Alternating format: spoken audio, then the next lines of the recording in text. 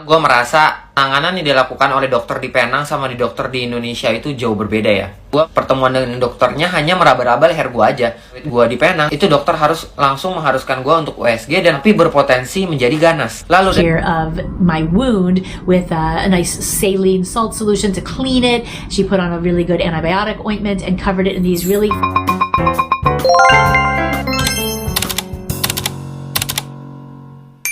Oh hai, oh halo, hai semuanya. Apa kabar kalian hari ini? Kembali lagi ke channel ini. Semoga kalian senantiasa diberikan kesehatan yang pastinya harus selalu semangat untuk menjalani hari-hari ke depannya. Seperti yang kita tahu kan, ramai juga ya orang-orang yang datang ke Malaysia itu selain melancong jalan-jalan, yaitu satu lagi untuk berobat ya, wisata medis. Nah, padahal dekat Indonesia pun dorang tuh sudah pergi ke beberapa hospital ataupun rumah sakit dekat sana, tapi tetap juga tak sembuh-sembuh. Jadi pilihan akhirnya mereka memutuskan untuk datang langsung terbang ke Malaysia. Nah, yang paling famous itu dekat Penang, dekat Melaka ya, hospital mahkota, dekat KL juga, Perak juga. Nah, ini ada seorang lelaki Indonesia membuat pengakuan, katanya di di Indonesia itu dia hanya diraba-raba saja, macam disentuh-sentuh, tapi sampai di Malaysia dokternya itu geleng-geleng kepala dan langsung melakukan penanganan secepat mungkin, karena kalau tidak ditangani cepat-cepat itu akan berpotensi menjadi penyakit yang ganas. Seperti apa kisahnya? Jom kita tonton video apa yang dikatakannya. alasan gue memutuskan untuk melakukan seluruh pengobatan tiroid gue itu di Penang karena gue merasa penanganan yang dilakukan oleh dokter di Penang sama di dokter di Indonesia itu jauh berbeda ya. Gue melakukan pengobatan tiroid nih ke dokter-dokter yang ada di Indonesia, terutama dokter tiroid yang gue kunjungin ya, itu semuanya itu dokter-dokter profesional dan mostly yang udah menangani tiroid selama berpuluh-puluh tahun. Tapi dokter itu juga nggak menjelaskan secara jelas penyakitnya ke gue. Dan ini terjadi bukan di dokter satu doang ya, tapi ini tuh terjadi di beberapa dokter yang udah gue temui di Indonesia. Terus dokter di Indonesia itu cenderung untuk menganggap atau menangani kasus dari pasiennya itu dengan lebih santai ya. Karena kayak contohnya di gua, karena nodul tiroid gua itu terlihat kecil selama beberapa tahun, jadi tuh mereka nggak pernah nyuruh gua untuk USG. Dan mereka itu ketika gua melakukan pertemuan dengan dokternya hanya meraba-raba leher gua aja. Dan selama leher gua itu dirasa aman dan nggak membesar, jadi dia anggap nggak perlu melakukan USG. Padahal ketika gue melakukan pemeriksaan tiroid gue di Penang, itu dokter harus langsung mengharuskan gue untuk USG. Dan pas di USG itu langsung kelihatan kalau ternyata walaupun nodul tiroid gue itu kecil, tapi berpotensi menjadi ganas. Lalu dari hasil USG gue, dokter di Penang itu tanpa basa-basi langsung menyuruh gue untuk melakukan biopsi. Dan dari biopsi itulah akhirnya diduga kuat bahwa memang si nodul tiroid gue itu berbahaya dan harus dilakukan operasi. Sampai akhirnya gue dioperasi dan akhirnya gue tahu kalau tiroid gue itu ternyata emang ganas. Jadi kesimpulannya adalah dokter di Penang itu semuanya melakukan diagnosa by data.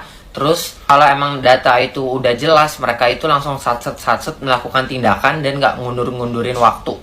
Sementara kalau dokter di Indonesia itu melakukan diagnosa itu awalnya menduga-duga dulu tanpa berdasarkan data, yang akhirnya bisa membuat kesalahan diagnosa dan juga membuat keraguan ke pasiennya, yang akhirnya pasien itu jadi berobat ke dokter A, B, C dan melakukan berbagai uji yang harusnya mungkin nggak dilakukan, yang membuat biaya berobat di Indonesia dan berobat biaya di Penang itu akhirnya malah sama aja atau bahkan bisa lebih murah. Jadi kalau kalian punya dana lebih atau kalian itu menggunakan asuransi swasta dan kalian udah melakukan pengobatan di Indonesia terus merasa belum puas, mau mencari second opinion ke dokter lain, mending langsung aja sih berobat ke Penang. Kalau kalian bingung gimana caranya berobat di Penang, kalian bisa langsung aja googling berobat ke Penang. Dan itu ada beberapa website yang menjadi biro dan bisa bantu kalian untuk booking dokter, gimana cara ketemu dokter, terus dijemput dari bandara, itu semuanya ada dan gratis. Nyata macam itulah kisahnya ya, dia ada penyakit satu tiroid dekat lehernya. Kalau di dokter di Indonesia dia sudah beberapa dokter ataupun hospital di sana itu sudah dijumpainya, Tapi mereka hanya menduga-duga saja, mereka hanya sentuh-sentuh ataupun raba-raba, macam nampak kecil je, mungkin dipikirnya tak berbahaya gitu. Jadi mereka anggap biasa saja, tidak ditangani dengan serius. Setelah dibawa dia ke Penang dan akhirnya ya dokter langsung USG, nampaklah ya, ternyata katanya tiroidnya itu sudah yang ganas. Langsunglah secepat mungkin dokter itu melakukan penanganan.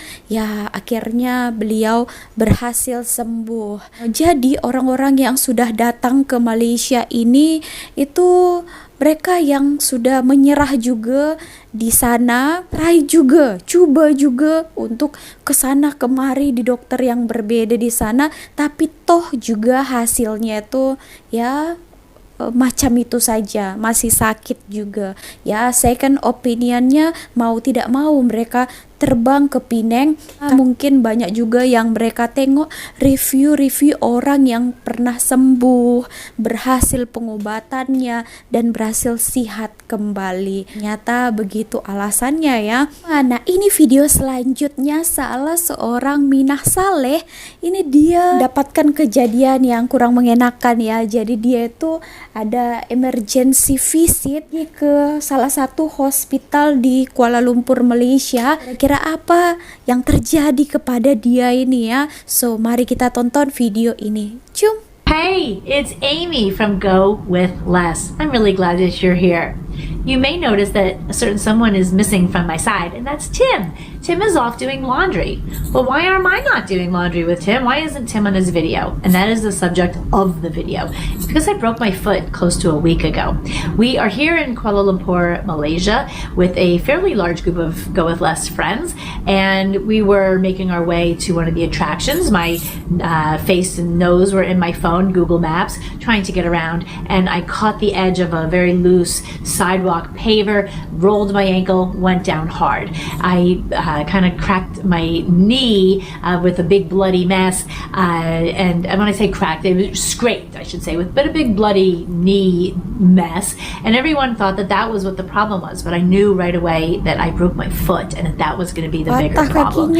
So we kind of hobbled me over to a Grab, which is their version of Uber, and it's very affordable. So we get a Grab right home because there's no way I'm walking, because I know that I'm in very, very bad pain. Thankfully, before we get in that Grab, one of our Go With Less people with me is a retired nurse, and he was so helpful with what to do with elevating and icing and medication, my Tylenol and my ibuprofen, with the dosing and the timing and all of that. So I was felt like I was in good hands with that advice, and so I went home to go to bed, and when I woke up, like I couldn't walk one single step on that foot. So off we went to the ER. Now, what was really nice, because there's all these Go With Less people here, and because Kuala Lumpur is such a great place for medical tourism, a lot of people in our group, at least 4 couples, have done this really comprehensive physical that they really kind of came here to do, and they do a head-to-toe physical. So they've all done this at the Prince Court Hospital. So I was really comfortable with the idea of it, because so many of our friends had really rave reviews of it. So, but they weren't going for ER reasons, and that might be a little different. So anyway, we catch a Grab over to Prince Court. We get out, and we don't know the right entrance, so we get out at the wrong entrance, and one of they get me in a wheelchair, and the concierge kind of walks us directly to the entrance of the ER, just right to get to a human being to check me in. So really amazing service that gave some idea of what was to come for the rest of my experience, which was just extraordinary. So we get me all checked in.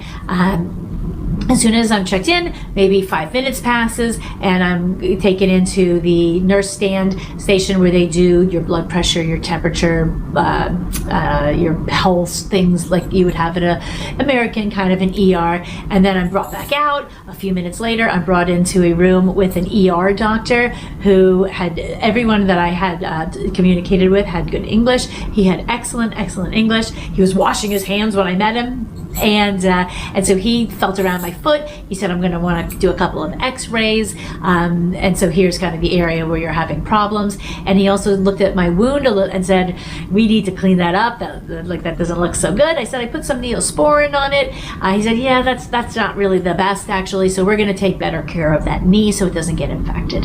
So off we go to radiology, where I had a few x-rays. And then as soon as we're done with that, I'm wheeled over to like a regular hospital room where the nurse takes care of my wound with a nice saline salt solution to clean it. She put on a really good antibiotic ointment and covered it in these really fantastic bandages that were waterproof.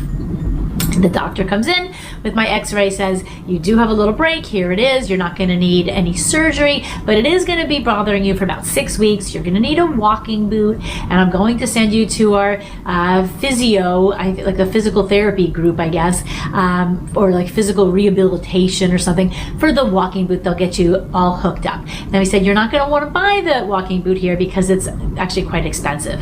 And that was actually told to me by 3 different people in the hospital, like, go somewhere else to buy this boot, but at least get fitted so you know what you want.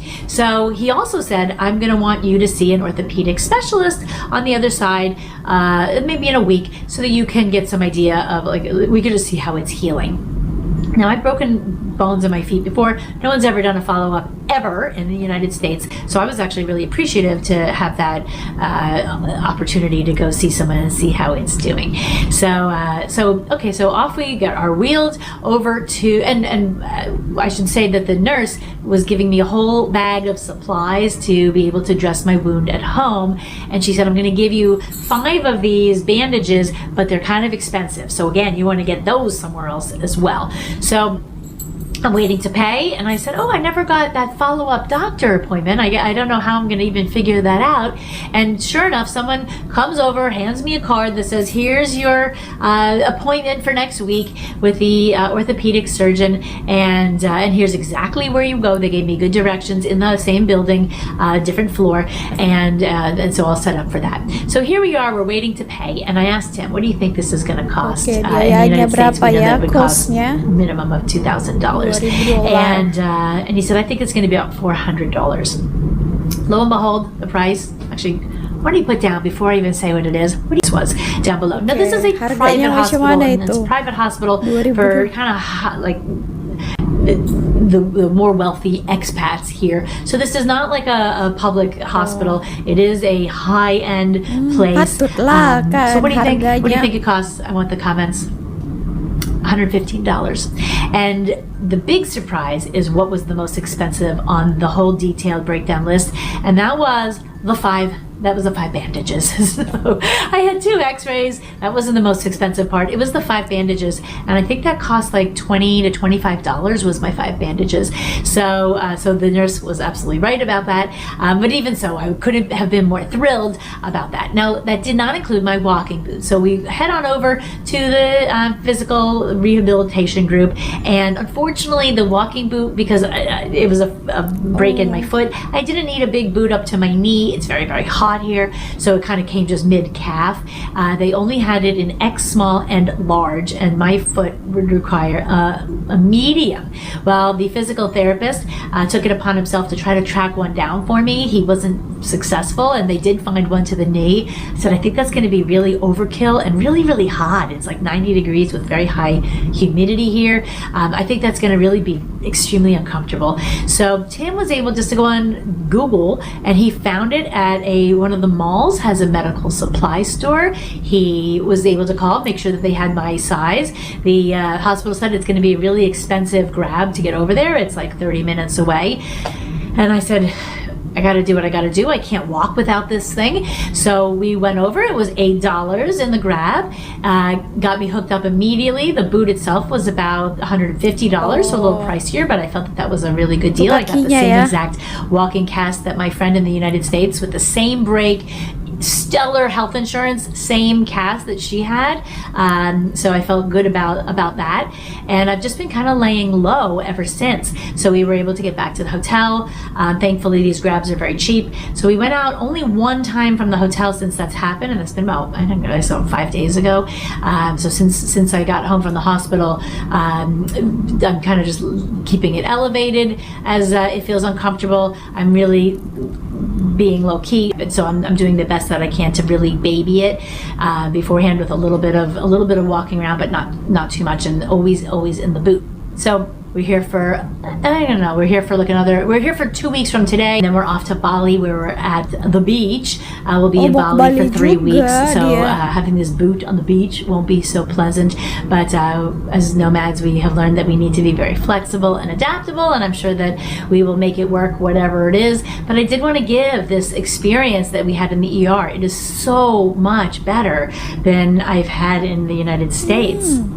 I know many people, including myself, who have delayed a trip to the ER or haven't gone because they know that they're going to be there while they're feeling so sick or unwell, maybe for hours and hours and hours. I've been in the ER for 8 hours. They forgot about me one time. After 3 hours, I said, what's going on? They're like, oh, you're still here? Like, yes, I'm still here. I haven't been treated. So, and we would have expected that to be roughly $2,000 what I had. So everything, all the signage was in English. I'll also say that while the physical therapist was looking for my boot, we hadn't had anything to eat all day. It was kind of afternoon. They have this great cafeteria at Prince Court, and so we had this delicious food. I had this great tandoori chicken, big Indian food with one of the best naans I've ever had. That was about maybe $6 or $7 US for a huge meal. So that was really just the whole experience was great. And after the whole thing, we went out to get another grab back to our hotel, and it felt like we were in like the entrance of a luxury hotel, of like a 5-star hotel with a big fountain feature. Just really, really nice, the whole entire experience. Okay. So for those who are very concerned when they're traveling about what healthcare is like abroad, I just wanted to give you my experience because it was really dynamite. So we'll be back soon with our recap of all of our 2022 spending and fun facts about our year. So we'll see. Jadi itu kisahnya ya, seorang Mina Saleh ini ada kejadian yang tidak diduga, kakinya itu patah ya. Dia langsung ke hospital, salah satu hospital dekat Kuala Lumpur, Malaysia ini ya, melakukan perawatan juga di sana. Sini bukan hospital kerajaan ya. Dia mengatakan tadi salah satu hospital yang high end, cukup mahal juga, yang ternama juga. Dia pikir ya, kos rawatan yang dikeluarkan dia itu hampir sama macam di US, di Amerika sana. Ternyata dia shock ya, terkejut. Ternyata berbeza ya. Kalau dekat Amerika sana mesti kosnya itu tinggi ya, mahal. Jadi dipikirnya takut dia nanti mengeluarkan hampir sama. Ternyata kalau di Malaysia ini cukup affordable. Wow. Yang satu lagi yang dia rasa berguna itu helpful sangat, membantu adalah orang-orang di situ, perawat, dokter, ataupun yang ditulis itu semuanya itu ada Inggrisnya juga. Jadi sangat memudahkan dia juga untuk berkomunikasi.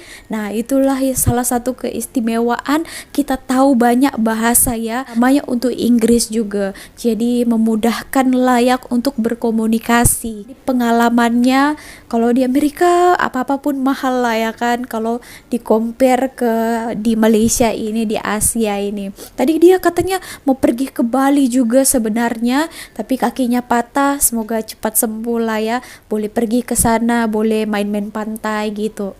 Oke teman-teman, nah inilah salah satu hal yang membuat orang luar juga terkagum dengan Malaysia ya. Pelayanannya, harganya itu yang affordable, dokter-dokter, perawatnya itu juga semua sangat cepat untuk menangani suatu penyakit itu. Oke, teman-teman, so apa-apapun terbaik lah ya. Itu aja video kali ini, terima kasih telah menonton.